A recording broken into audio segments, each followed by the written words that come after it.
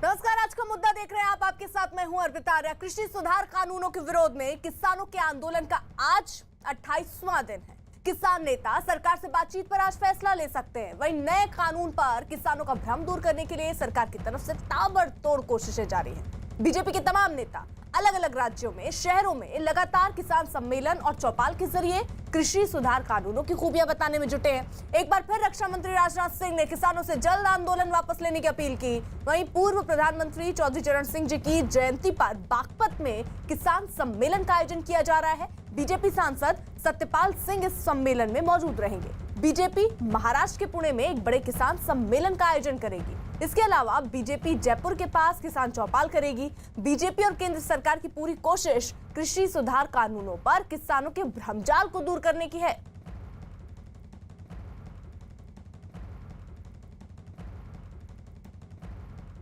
UP के बागपत में आज किसान चौधरी चरण सिंह की जयंती मना रहे हैं और इस मौके पर जुटे किसानों ने एक बार फिर खुलकर कृषि सुधार कानूनों का समर्थन किया। हालांकि कुछ किसानों की राय है कि जो किसान इन कृषि सुधारों को लेकर भ्रम में हैं, सरकार को उनसे बात करनी चाहिए ताकि उन्हें कृषि सुधारों के फायदे के बारे में जानकारी मिल सके।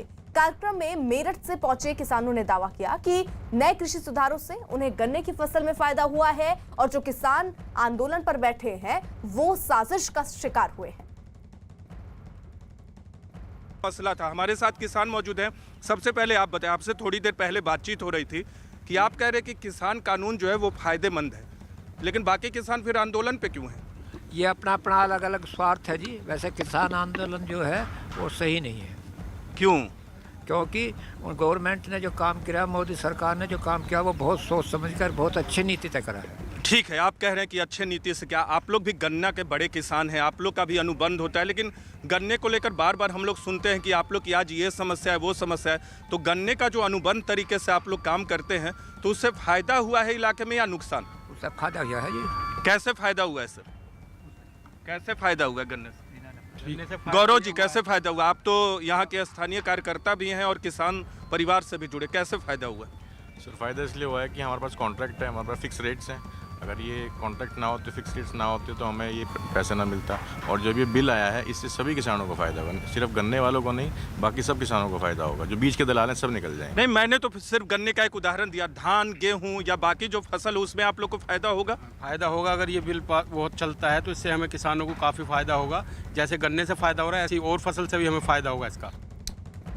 कुछ खास सहयोगी इस वक्त हमारे साथ जुड़ रहे हैं। बागपत से नीरज कुमार, जिनकी रिपोर्ट आप देख रहे थे, इस बार वो हमारे साथ है और उनके पास कोई अपडेट है, सीधे रुक कर लेते हैं। कैसे याद करेंगे उन्हें? देखिए, चौधरी चरण सिंह की जयंती है आज। उन्होंने एक सपना संजोया था कि इस देश का जो किसान है वो खुशहाल हो।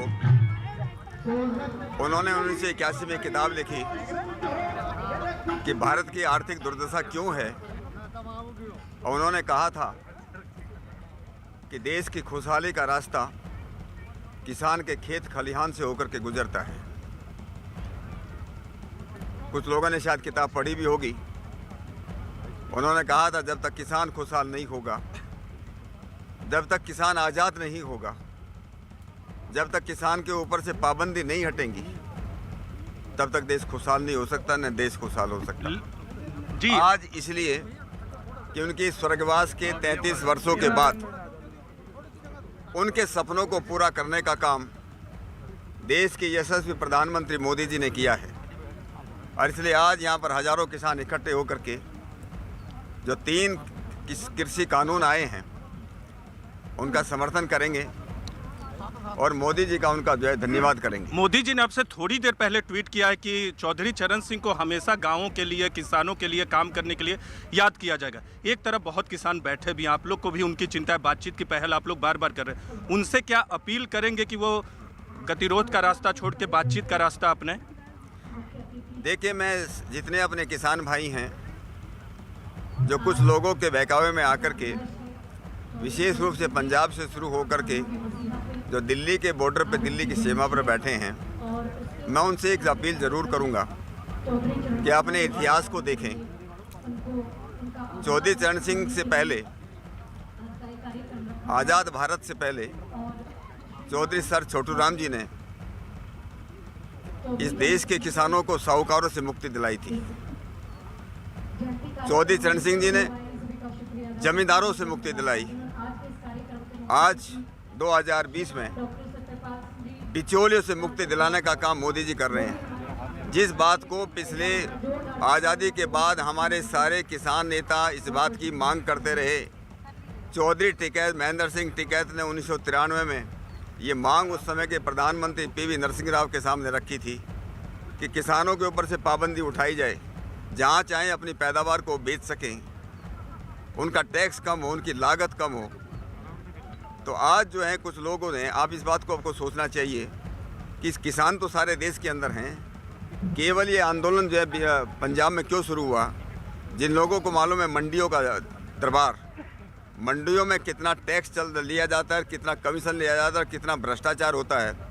मंडियों में पोस्टिंग कराने के लिए अधिकार जो हैं, अधिकारियों के जो अधिकारी किस प्रकार से लोगों के, बड़े बड़े लोगों के चक्कर लगाते हैं, पॉलिटिशियन के चक्कर लगाते हैं। क्यों करते हैं?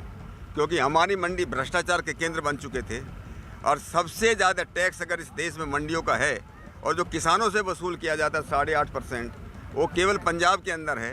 वो ऐसे बिचौलियों से मुक्ति दिलाने का काम जो है आज के प्रधानमंत्री मोदी जी ने किया है। ये चौधरी चरण सिंह जी का सपना था। एक अंतिम सवाल करूंगा, अंतिम सवाल आपसे। आपको सब लोग न्यूज़ 18 इंडिया पे अभी सुन रहे हैं, हम लोग लाइव हैं। आज चौधरी चरण सिंह का जन्म दिवस है, बातचीत भी किसान बैठक कर रहे हैं कि बातचीत करेंगे कि नहीं सरकार से। तो आज के खास मौके के दिन आप किसानों से अपील करते हैं कि वो आए, गतिरोध का रास्ता छोड़े और बातचीत करें, और सरकार की भी तो जिम्मेदारी है कि बातचीत करें उन लोगों से। आप लोग अवसर दे रहे हैं, उन लोग को मौका दे रहे हैं, लेकिन वो आ नहीं रहे। लेकिन थोड़ा सा और आगे, एक कदम और आप लोग आगे बढ़ाइए। देखिए, सरकार पहले से इस बात के लिए तैयार है, बातचीत के लिए तैयार है।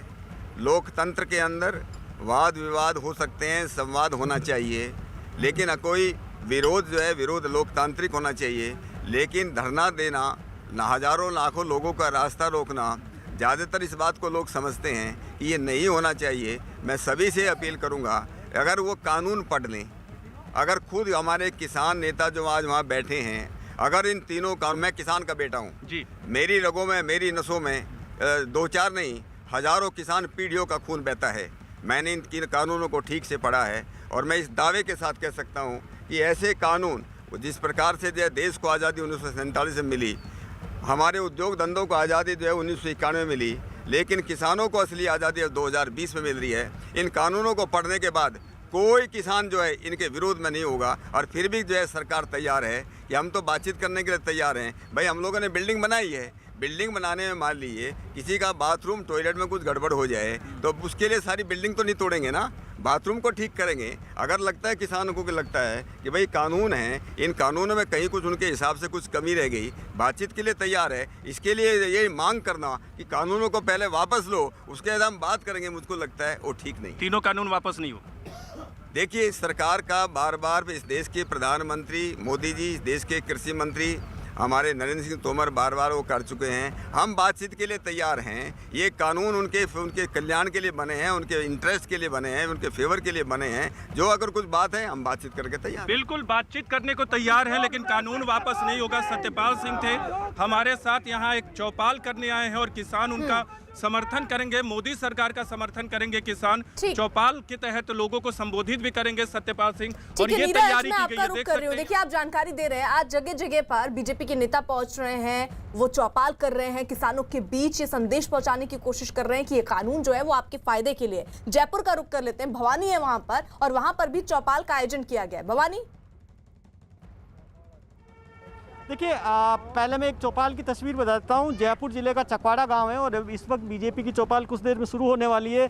किसानों के बीच में ये भ्रम दूर करने के लिए, इस कानून को लेकर उनको किस तरीके की शंका है।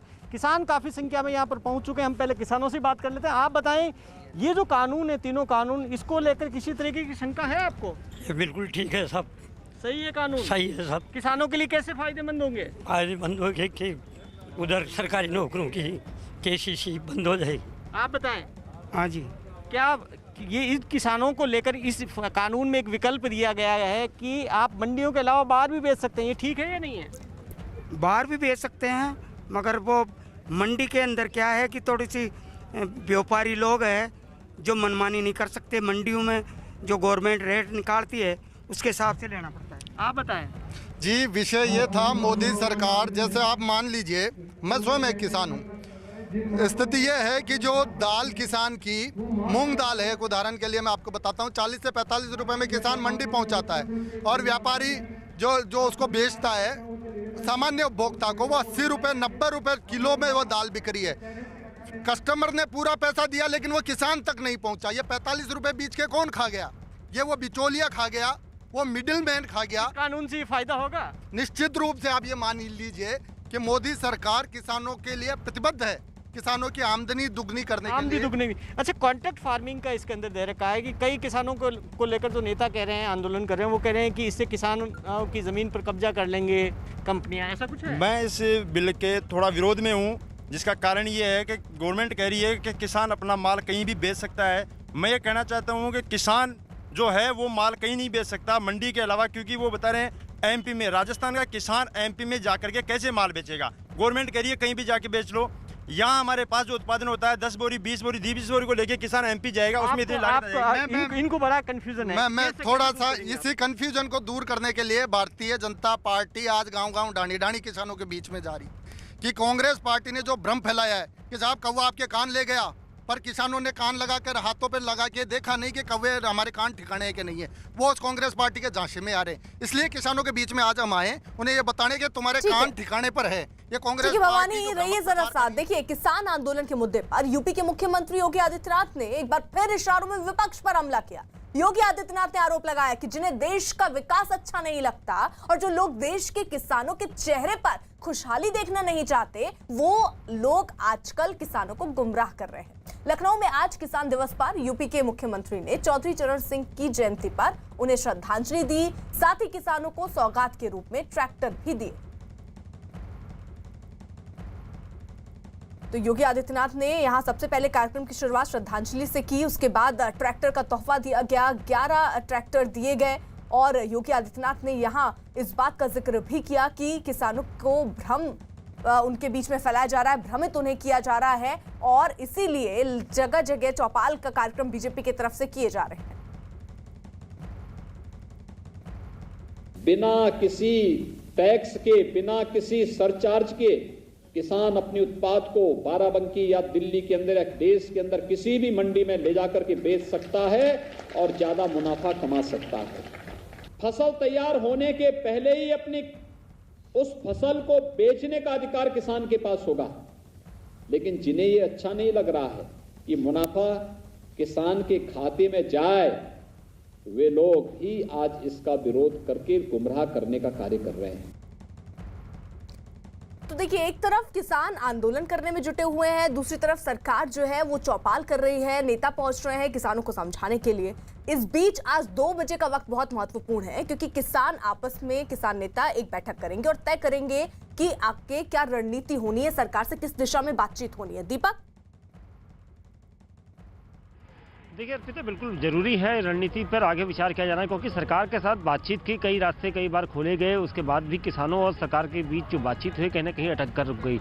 आज संयुक्त किसान मोर्चा की तरफ से 5 सदस्यों की एक कमेटी बनाई गई है जो सिंघू बॉर्डर पर एक मीटिंग करेगी। उस मीटिंग के बाद एक ड्राफ्ट तैयार होगा, उस ड्राफ्ट में वो सारी शर्तें और वो सारी चीज़ें रखी जाएंगी जो सरकार के पास देनी होगी। लेकिन उस ड्राफ्ट को सबसे पहले किसानों की 40 जो संगठन है उनके बीच में उस ड्राफ्ट को पढ़ा जाएगा। उसके बाद उस मीटिंग में तय किया जाएगा कि क्या सरकार से बातचीत होगी, इन पहलुओं पर बातचीत होगी। किसान भी चाहते हैं कि अब सरकार जो है, सरकार के जिस तरह से लगातार जो प्रपोजल आ रहे हैं उस पर बातचीत की जाए, लेकिन अगर आज बातचीत नहीं होती है तो ये देखना होगा कि आखिर कब होगी।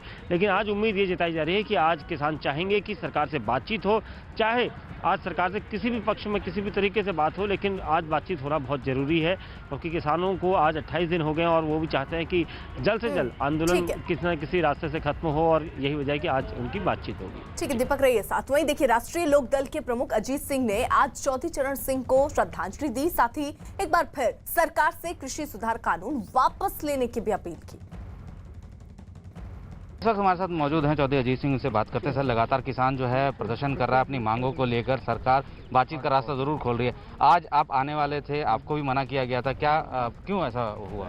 असल में ये सरकार किसानों की आवाज़ दबानी चाहती है और चौधरी चरण सिंह को सारी दुनिया मानती है, देश मानता है कि किसानों के सबसे बड़े नेता वो थे। तो इसलिए इनको ये सहन नहीं हो रहा था कि किसी तरह किसान लोग के कुछ प्रतिनिधि यहाँ आए और चौधरी चरण सिंह जी को श्रद्धांजलि दें। ये इनके दिल में इनसे सहन नहीं हो पा रहा था। वरना क्या कारण है, क्या झगड़ा होने वाला था यहाँ? असल में ये जो कानून लाए हैं, कोई किसानों से बात नहीं की इन्होंने, किसी राजनीतिक दल से बात नहीं की इन्होंने। राज्यसभा में वो कानून पास नहीं हुआ लीगली। नीरज हमारे साथ मौजूद है। नीरज, जरा किसान जो वहां पर हो तो उनसे, नीरज आवाज आ रही है? अगर किसान आपके साथ हो तो जरा उनसे बात कीजिए और पूछिए कि क्या भ्रम की स्थिति उनके मन में भी है। क्या उनको लगता है कि आज अगर किसान इस बात के लिए तैयार हो जाते हैं कि वो मीटिंग कर लें, बात कर लें सरकार से, तो आज का समाधान निकल जाएगा? बिल्कुल, यहाँ के किसानों से पूछते हैं। अपने कैमरा पर्सन अनिल से कहेंगे कि जो अब यहाँ किसान काफ़ी संख्या में पहुँच गए, उनके बीच में चलते हैं जो आम किसान हैं। आप बताइए, जो नए कानून बने हैं उससे आप लोग के मन में कोई भ्रम है या ठीक है सब? ठीक है, ठीक है। आप लोग बताइए, आप लोग? बढ़िया जी। ये तो कुछ नेता हैं जो बरगला रहे हैं किसानों को। आप लोग युवा हो, आप लोग भी इस इलाके से हो, क्या कोई भ्रम की स्थिति है नए किसान कानून को? सब अच्छा है, सब लोगों की वो है कि जो दूसरी पार्टी वाले हैं उस पर हंगामा करें, बाकी सब ठीक है। ठीक है, सब ठीक है। कोई ऐसा नहीं है कि बहुत हो हल्ला करने की जरूरत? नहीं, कोई हल्ले की जरूरत नहीं है। वही लोग हैं जो अपनी रोटी सेक रहे हैं ना, उसी इसमें सब वही लोग लगे हुए हैं। आप बताइए, आप लोग भी किसान हैं? हाँ, क्या लगता है नया कानून है जो कैसे आपके लिए फायदेमंद है, और जो लोग बैठे हैं धरने पे क्या वो गलत है? धरने पे किसान कम बैठा हुआ है। जो विपक्षी पार्टियां हैं उनकी एक चाल है ये किसानों को गुमराह करना, भड़काना। वरना तो बिल ये बहुत अच्छा है, किसान के फेवर में है, किसान के पक्ष में। आप लोग को क्या फायदा होगा? MSP अगर ये कानून और बन जाए ना तो एक फिक्स रेट हो जाएगा किसान का। जो इतने दिन से किसान का शोषण हो रहा है उसमें लाभ मिलेगा। लेकिन किसान भी वहाँ जो बैठे वो कहते कि MSP की गारंटी दे दीजिए लिखित तौर पे। सरकार ने कहा कि सोचेंगे, जो प्रस्ताव दिया था वो आश्वासन दिया है, तो आप लोग भी चाहते हैं कि लिखित गारंटी हो MSP की? नहीं, लिखित गारंटी की जरूरत नहीं है, क्योंकि सरकार की मंशा बहुत अच्छी है और MSP कानून ही बनाएगी सरकार। बिल्कुल बिल्कुल। क्या कह रहे हैं आप? जो गवर्नमेंट लिखित में देगी जब तो गवर्नमेंट लिखित में लेगी। अब हमारा माल ले ले 1950 का भाव गेहूँ का ले रही है 1400 रुपये में। ये सरमाएदार फिर उसे 1950 में बेच रहे हैं, तो हमारे माल का फायदा सरमाएदार तो उठा रहे हैं। ठीक है, तो नया जो कानून है उससे क्या, जो ये समस्या है आप बता रहे थे 1900 का रेट है, 1400 में बिकता है, तो नए कानून से उसमें कोई राहत मिलेगी? राहत मिलेगी। जो इसका रेट मान ले जो गवर्नमेंट खरीदे उसे गवर्नमेंट ही खरीद दो। बिल्कुल। ठीक है नीरज रहिए जरा आप साथ। देखिए, नए कानून पर किसानों का भ्रम दूर करने के लिए सरकार की तरफ से ताबड़तोड़ कोशिशें की जा रही हैं। बीजेपी के जो तमाम नेता हैं अलग अलग राज्यों में पहुंच रहे हैं, अलग अलग शहरों में पहुंच रहे हैं किसानों के बीच, और वहां चौपाल कर रहे हैं कृषि सुधार कानूनों की खूबियां बताने के लिए। ऐसे में एक बार फिर रक्षा मंत्री राजनाथ सिंह ने किसानों से जल्द आंदोलन वापस लेने की अपील की। बाकायदा उन्होंने एक ट्वीट किया। रक्षा मंत्री राजनाथ सिंह ने एक बार ये फिर उम्मीद जताई कि किसान जल्द ही अपना आंदोलन वापस लेंगे। ट्वीट करते हुए उन्होंने लिखा कि चौधरी चरण सिंह चाहते थे कि देश के किसानों की आमदनी बढ़े, उनकी फसलों का लाभकारी मूल्य मिले और किसानों का मान सम्मान सुरक्षित रहे। हमारे प्रधानमंत्री मोदी उनकी प्रेरणा से ही किसानों के हित में अनेक कदम उठा रहे हैं। किसानों का वो किसी सूरत में अहित नहीं होने देंगे। आज किसान दिवस के अवसर में मैं सभी देश के अन्नदाताओं का अभिनंदन करता हूं। उन्होंने देश को खाद्य सुरक्षा का कवच प्रदान किया है। कृषि कानून को लेकर कुछ किसान आंदोलनरत हैं। सरकार उनसे पूरी संवेदनशीलता के साथ बात कर रही है। मैं आशा करता हूं कि वो जल्द ही अपने आंदोलन को वापस लेंगे। भवानी हमारे साथ मौजूद है और देखिए, एक तरफ यहाँ ट्वीट के माध्यम से बड़े नेता अपील कर रहे हैं, वहीं दूसरी तरफ जो तमाम नेता हैं वो किसानों के बीच में पहुंच रहे हैं। जयपुर में भी ऐसी ही चौपाल चल रही है। भवानी, वहां पर कौन कौन से लोग पहुंचे हैं सरकार के प्रतिनिधि के तौर पर, और किस तरीके से भ्रम को दूर करने की कोशिश है बीजेपी की तरफ से?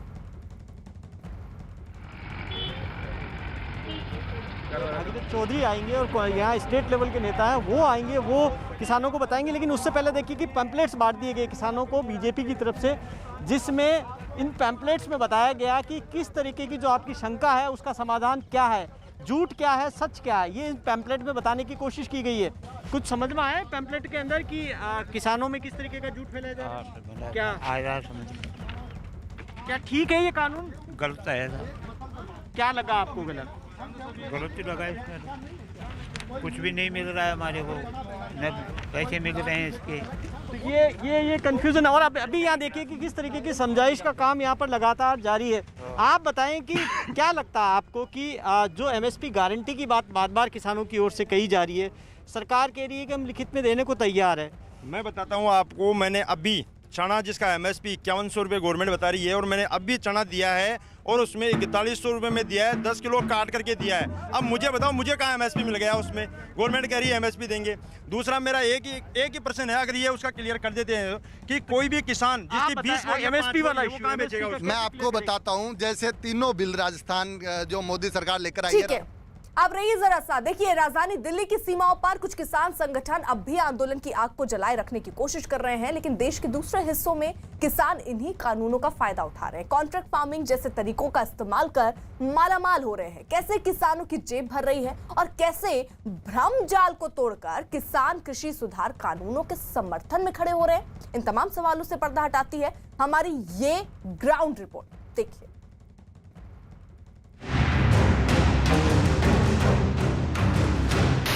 हमारा इन्वेस्टमेंट ना के बराबर है और इनकम कई गुना बढ़ गई। भी हम बोते हैं कॉन्ट्रैक्ट में, उसमें फ़ायदा है। क्या कोई डेयरी वाला आपसे दूध लेने का कॉन्ट्रैक्ट करता है तो आपकी गाय भैंस ले जाता है क्या?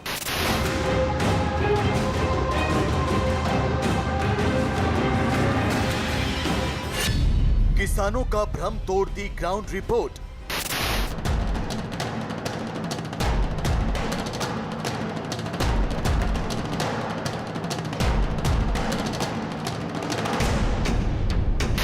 मैं मौजूद हूँ उत्तर प्रदेश के बुलंदशहर के दरियापुर गांव में, और कैमरे की लेंस जहां भी जाएगी आप तस्वीरों में देख सकते हैं।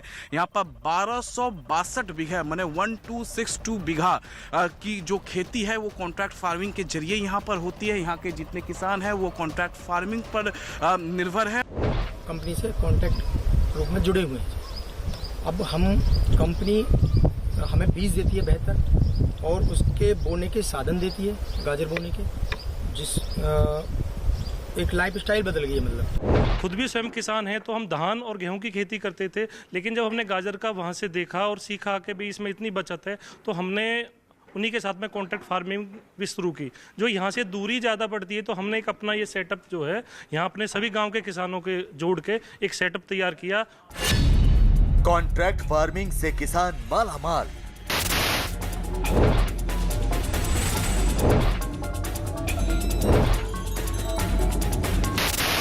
पैसे भी ज्यादा, प्रॉफिट भी ज्यादा। पैसे भी, जब लागत ज्यादा लगेगी और वो होगा तो पैसे भी मिलेगा फालतू।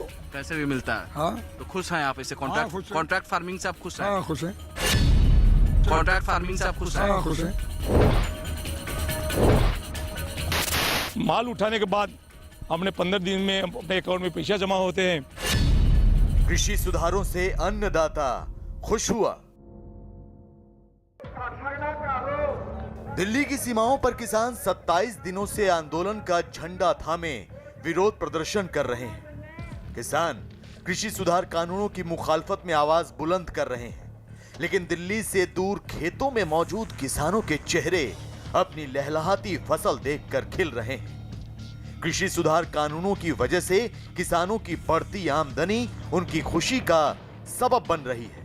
आज हम आपको दिखाएंगे कैसे कॉन्ट्रैक्ट फार्मिंग यानी अनुबंध खेती पर फैलाए जा रहे भ्रमजाल को तोड़कर उत्तर प्रदेश और गुजरात के किसान मालामाल हो रहे हैं।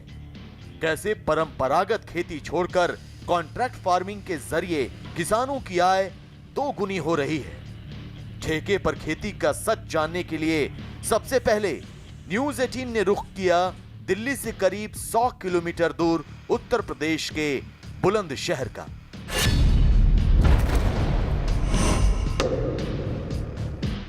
ये बुलंदशहर का सिकंदराबाद तहसील है। चटक धूप के नीचे किसान खेती कर रहे हैं। ट्रैक्टर चल रही है,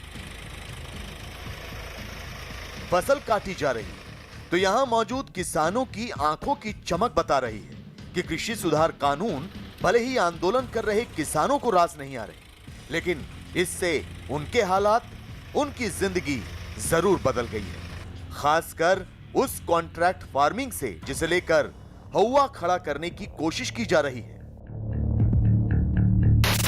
दरअसल बुलंदशहर जिले के सिकंदराबाद तहसील और आसपास के इलाकों में 6000 बीघे में कॉन्ट्रैक्ट फार्मिंग हो रही है।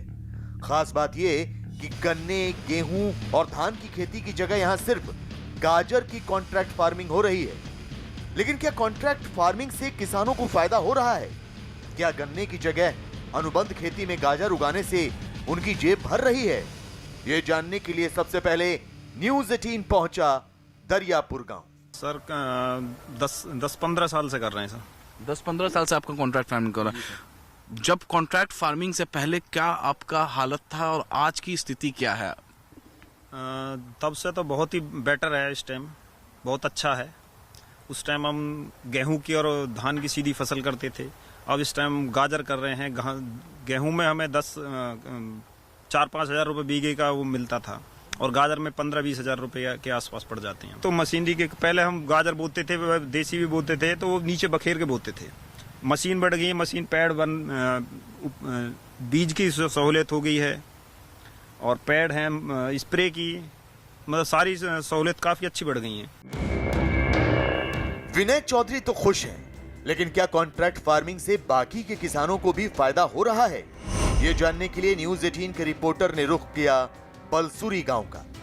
बलसुरी गांव के किसान राजीव खेतों में काम कर रहे थे, तो उनसे बातचीत में ये पता चला कि कॉन्ट्रैक्ट फार्मिंग से उनकी आमदनी तो पहले के मुकाबले बढ़ी ही है। पक्का मकान बन गया है, गाड़ी खरीद ली है और बच्चे अच्छे स्कूल में पढ़ाई भी कर रहे हैं। ये गाजर, हम एक कंपनी है हमारे सिकंदराबाद में, सनशाइन वेजिटेबल के नाम से, हम उस कंपनी से कॉन्ट्रैक्ट रूप में जुड़े हुए हैं जी।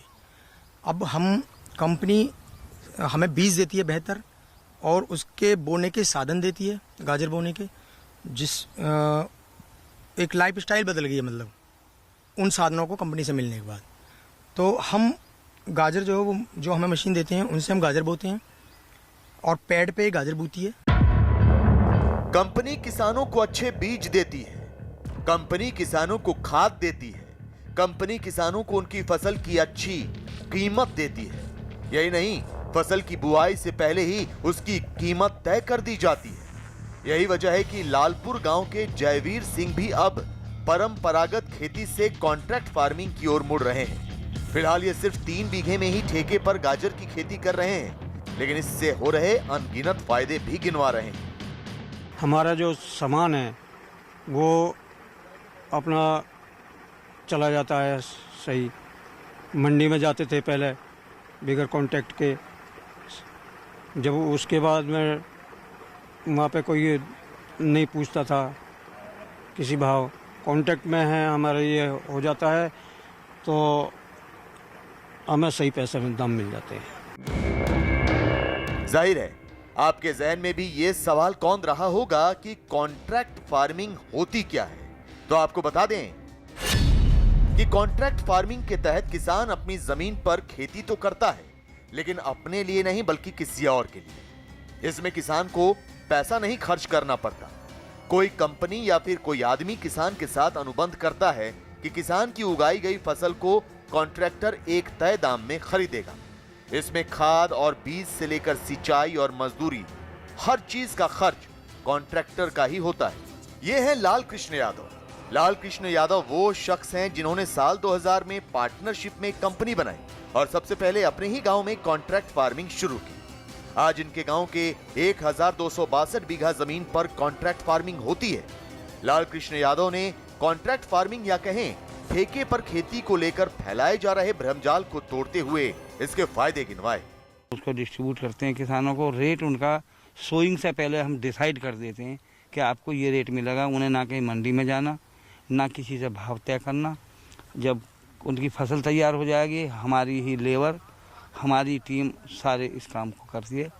वो बस सोइंग करते हैं और सोइंग भी हम कराते हैं, बाकी अपना पानी वगैरह ये करते हैं, नलाई वगैरह भी हमारी टीम करती है। हम पूरा सुपरविजन हमारा रहता है। ये सारी लेबर हमारी है। हमारा मुनीम होता है खेत में और हमारा ट्रैक्टर ट्रॉली ड्राइवर लेके आता है। ये काम करती हैं, हमारे तरीके से काम होता है और जो किसान के खाते में पैसा चला जाता है, लेबर को पेमेंट हम करते हैं। आज बुलंदशहर का लगभग हर छोटा बड़ा किसान गाजर की कॉन्ट्रैक्ट फार्मिंग कर रहा है। हर किसान की आमदनी पहले से ज्यादा बढ़ी है। खेती में आने वाली दिक्कतें कम हुई हैं। खाद, बीज, सिंचाई, जुताई, बुआई का झंझट कम हुआ है। लिहाजा बुलंदशहर जिले के इस सिकंदराबाद तहसील में ज्यादातर किसान ठेके पर खेती करते नजर आ रहे हैं। कितने सालों से पहले ये कर रहे हैं कॉन्ट्रैक्ट? ये करीब 15 साल से जी। 15 साल से कॉन्ट्रैक्ट फार्मिंग कर रहे हैं। जी जी। पहले जो खेती आप करते थे, जो कॉन्ट्रैक्ट फार्मिंग में नहीं, तो उसमें ज्यादा प्रॉफिट था या इसमें? इसमें प्रॉफिट है जी। कितने का प्रॉफिट है? 2-2.5 गुना मान के चलो आप पहले से। अच्छा, जब कंपनी आपके इलाके में आई तभी से आप कॉन्ट्रैक्ट फार्मिंग में लग गए? शुरुआती नहीं, शुरुआत में तो अपना थोड़ा थोड़ा अपने तरीके से चले थे। कभी 10 बीघे बोली, 20 बीघे बोली, फिर बोते बोते बढ़ते चले गए। फार्मिंग आप गाजर का करवाते हैं, उसमें ज्यादा पैसा है या गेहूं में ज्यादा पैसा है? गाजरों में ज्यादा पैसा। कितना ज्यादा पैसा होगा? होगा 1.5-2 गुना। और आप दरियापुर में देखा मैंने कि कई लोग 10-10 साल से कॉन्ट्रैक्ट फार्मिंग करा रहे थे, लेकिन आप 5 ही साल से, ऐसा क्यों? मैंने पहले ही नहीं दे दिया था यू खेत उस पे कन पे दे दिया था, तो इन्होंने ही करा था।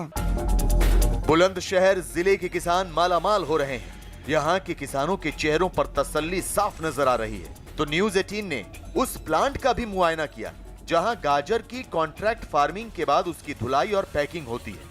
यहाँ के मालिक से बातचीत पर पता चला कि किसानों को ठेके पर खेती से बहुत फायदा हो रहा है। मौजूद हैं बुलंदशहर जिले के ज्ञानपुर सिपुर गांव में, और कॉन्ट्रैक्ट फार्मिंग के जरिए जो खेतों से जो गाजर का उत्पादन होता है, जब फसल तैयार होने के बाद यहाँ पर इस प्लांट में लाया जाता है। और आप देख सकते हैं तो गाजर की जो धुलाई होती है इस प्लांट में होती है, और गाजर धुलाई होने के बाद प्लांट से यहाँ पर आप देखिए किस तरीके से यहाँ पर धुलाई होने के बाद निकाला जाता है। और उसके बाद जो यहाँ पर जो कर्मचारी काम कर रहे होते हैं वो इस गाजर को यहाँ पर इकट्ठा करते हैं, छांटते हैं, कौन से अच्छे गाजर है, कौन से थोड़े से खराब गाजर है। एक खुद भी स्वयं किसान हैं, तो हम धान और गेहूं की खेती करते थे, लेकिन जब हमने गाजर का वहां से देखा और सीखा कि भी इसमें इतनी बचत है, तो हमने उन्हीं के साथ में कॉन्ट्रैक्ट फार्मिंग भी शुरू की। जो यहाँ से दूरी ज़्यादा पड़ती है, तो हमने एक अपना ये सेटअप जो है यहाँ अपने सभी गांव के किसानों के जोड़ के एक सेटअप तैयार किया, और जो धीरे धीरे जैसे जैसे वो काम बढ़ा है हम भी अपना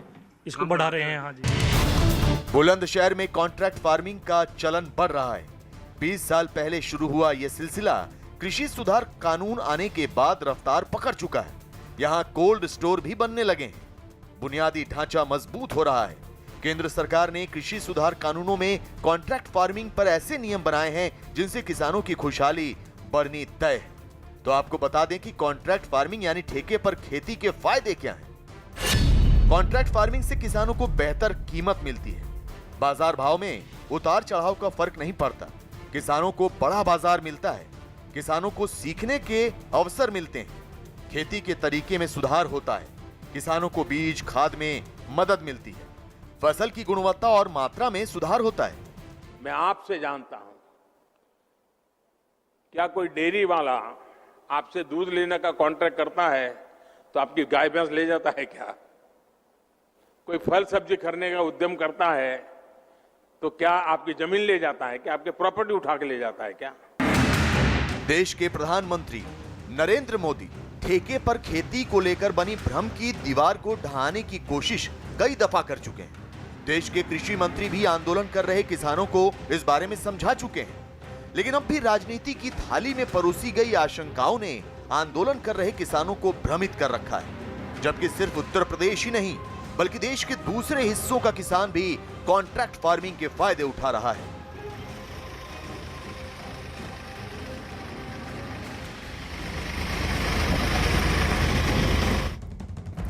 और बड़ी खबर, प्रधानमंत्री मोदी ने कृषि सुधार से जुड़े कानूनों के मुद्दे पर ट्वीट करके इसे किसान हित में बताया। इस ट्वीट में पीएम मोदी के बीज से बाजार तक के विजन तक की जानकारी नमो ऐप पर पढ़ने की अपील भी की है। पीएम मोदी ने एक ट्वीट किया है और उसमें तमाम बातें लिखी जिससे किसानों के बीच जो भ्रम है वो दूर हो सके। उन्होंने इसमें लिखा कि कृषि सुधार से जुड़े जो कानून हैं वो किसानों के लिए हितकर हैं, किसान के हित में ही ये बनाया गया है। इस ट्वीट में पीएम मोदी के बीज से बाजार तक के विजन तक की जानकारी नमो ऐप पर पढ़ने की अपील की गई है। नमो ऐप पर ये सारी जानकारियां हैं कि किस तरीके से ये कानून फायदेमंद है किसानों के लिए। ये अपील की गई है कि जो किसान नेता हैं या जो किसान इस वक्त आंदोलन कर रहे हैं वो नमो ऐप पर या जिन भी किसानों के बीच इस वक्त भ्रम की स्थिति है वो नमो ऐप पर इसकी जानकारी लें कि किस तरीके से विजन तैयार किया गया और उसके तहत ये कानून बना है और ये फायदेमंद आखिरकार किसानों के लिए कितना है, इसे ही जानने और समझने के लिए नमो ऐप पर वो इसे पढ़ें। ये अपील प्रधानमंत्री नरेंद्र मोदी ने अपने ट्वीट में की है। इसके साथ ही साथ प्रधानमंत्री नरेंद्र मोदी ने ट्वीट करके लिखा कि मोदी सरकार ने कृषि और दूसरे कामों से जुड़ी किसानों की हर जरूरत को पहचाना है और उस पर काम किया है। पीएम मोदी के बीच से बाजार तक के विजन से जुड़ी हर जानकारी आप नमो ऐप पर विस्तार से देख और पढ़ सकते हैं। उधर भ्रमजाल में फंसे किसान अब आंदोलन को पहले से कहीं ज्यादा तेज करने की तैयारी में है, लेकिन उत्तर प्रदेश के किसान ही नहीं बल्कि कृषि सुधार कानून में मौजूद कॉन्ट्रैक्ट फार्मिंग से गुजरात के किसानों की भी तकदीर बदल रही है। गुजरात के बनासकांठा के किसान ठेके पर आलू की खेती के जरिए पहले से कहीं अधिक मुनाफा कमा रहे हैं। यहाँ न सिर्फ किसानों की जिंदगी बदल रही है बल्कि खेती किसानी से जुड़े उद्योग धंधे भी फल फूल रहे हैं।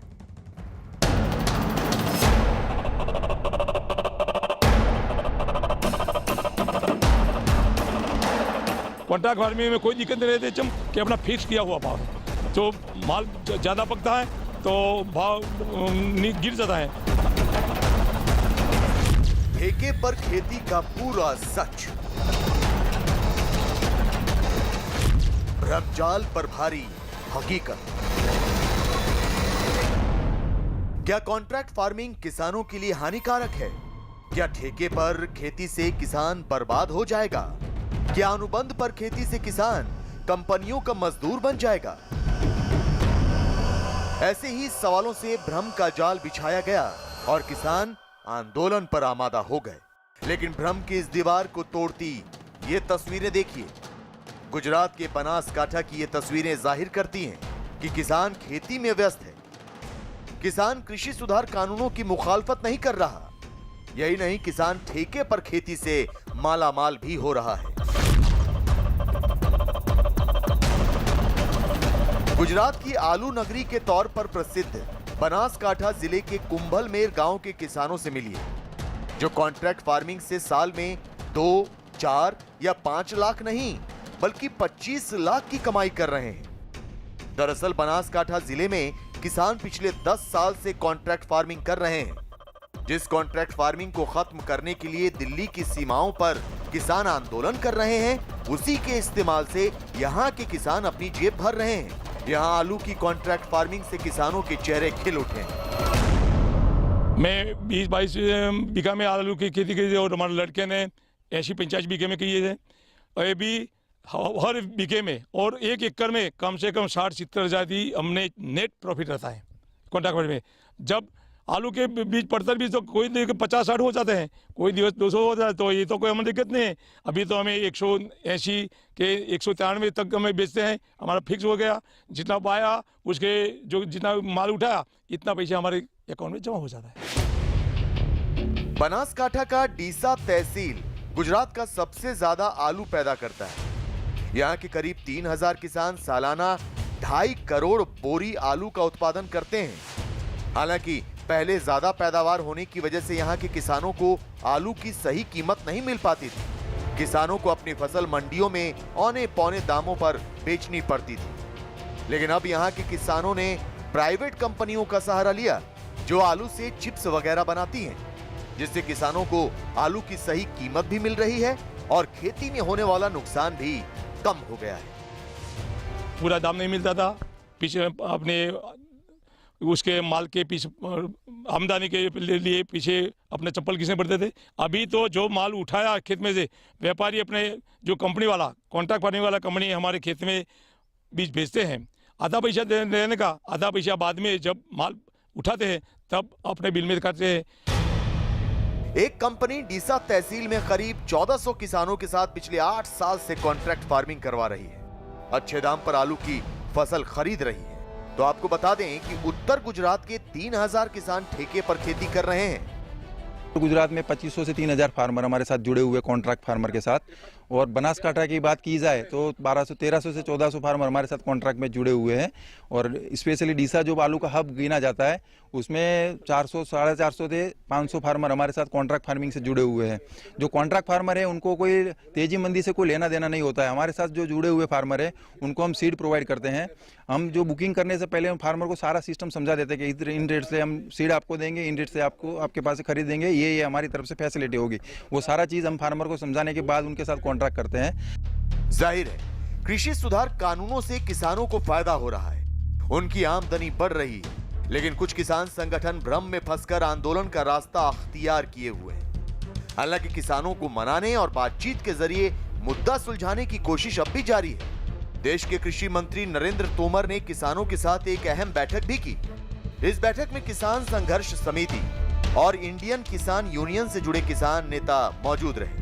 कृषि मंत्रालय में किसान नेताओं के साथ काफी देर तक चर्चा हुई। कृषि सुधार कानूनों पर किसान नेताओं के साथ नरेंद्र तोमर ने बातचीत की। मुझे लगता है कि वो भी आने वाले कल में समाधान उसका हो जाएगा, लेकिन आप सबसे मेरी एक प्रार्थना है कि कुल मिला के हम सब लोग जहाँ पर जाते हैं वहाँ पर जहाँ तक हमारी पहुँच है, हम सब लोग इन बिलों के बारे में सकारात्मक बात को नीचे तक पहुँचाएं। दरअसल किसानों से जुड़े कई संगठन अब कृषि सुधार कानूनों के पक्ष में खड़े नजर आ रहे हैं।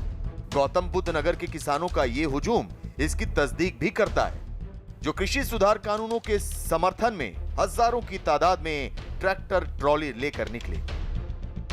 सुधार कानूनों के समर्थन में गौतम बुद्ध नगर से किसान गौतम बुद्ध नगर यानी परी चौक सिटी सेंटर से ये दिल्ली की तरफ कूच कर रहे हैं। और हमारे साथ यहाँ पर देख सकते हैं जब मेरे वीडियो जर्नलिस्ट पुजारी आपको लगातार तस्वीरें दिखा रहे हैं ट्रैक्टर ट्रॉली में बैठकर जो किसान जो है लगातार दिल्ली की तरफ आगे बढ़ रहे हैं। इस वक्त हम मौजूद हैं एक्सप्रेस वे पे, कई किसान हमारे साथ हैं। ये आदरणीय मोदी जी के जो कृषि बिल पास किया है इसके हम समर्थन में गौतम बुद्ध नगर के तमाम किसान इसके समर्थन में दिल्ली कूच करेंगे। कृषि मंत्री नरेंद्र सिंह तोमर जी के आवास पर जाएंगे और उनको किसानों की तरफ से गौतम बुद्ध नगर की तरफ से समर्थन देंगे। हालांकि पीएम नरेंद्र मोदी और कृषि सुधार कानूनों के पक्ष में नारे लगाते ये किसान दिल्ली की ओर जाना चाहते थे, लेकिन ट्रैफिक जैम की वजह से पुलिस ने इन्हें बीच में ही रोक दिया। किसान आंदोलन से अब तक 14,000 करोड़ रुपए के व्यापार का नुकसान हो चुका है, लेकिन भ्रमजाल में फंसे किसान आंदोलन से पीछे हटने को राजी नहीं है। दिल्ली की सीमाओं पर बैठे किसान आंदोलन को तेज करने के साथ बीजेपी और एनडीए के नेताओं का घेराव करने की तैयारी कर रहे हैं। यही नहीं, हरियाणा के किसान 25, 26 और 27 दिसंबर को हरियाणा के टोल प्लाजा फ्री करने की कोशिश करेंगे। आंदोलन में शामिल 32 किसान संगठनों ने एक ज्वाइंट प्रेस कॉन्फ्रेंस कर एक बार फिर हल्ला भी बोल जेज फैसला किया गया ਜਿਹੜਾ ਜਿਹਦੇ ਵਿੱਚ ਫੈਸਲਾ ਕੀਤਾ ਗਿਆ ਕਿ ਜਿਹੜੀ ਚਿੱਠੀ ਸੈਂਟਰ ਦੇ ਜੁਆਇੰਟ ਸੈਕਟਰੀ ਵੱਲੋਂ ਅਗਰਵਾਲ ਵੱਲੋਂ ਆਈ ਆ ਉਹਦੇ ਸਬੰਧ ਦੇ ਵਿੱਚ ਕੀ ਜਵਾਬ ਦੇਣਾ ਕੀ ਫੈਸਲਾ ਲੈਣਾ ਇਹ ਸਮੁੱਚੇ ਭਾਰਤ ਦੀਆਂ ਕਿਸਾਨ ਜਥੇਬੰਦੀਆਂ ਦੀ ਕੱਲ ਦੀ ਮੀਟਿੰਗ ਵਿੱਚ ਫੈਸਲਾ ਲਿਆ ਜਾਊਗਾ। किसान आंदोलन तेज करने की तैयारी में है। सरकार से बातचीत करने का फैसला नहीं कर पाए हैं, जबकि 25 दिसंबर को प्रधानमंत्री एक बार फिर देश के किसानों से मुखातिब होंगे। पीएम के इस भाषण को पूरे बिहार की जनता को सुनवाया और दिखाया जाएगा। सरकारी कार्यक्रम के अलावा बीजेपी भी लोगों तक इसे पहुंचाने की कोशिश करेगी। इस सवाल और इंतजार के साथ कि आखिर कब खत्म होगा किसानों का ये आंदोलन।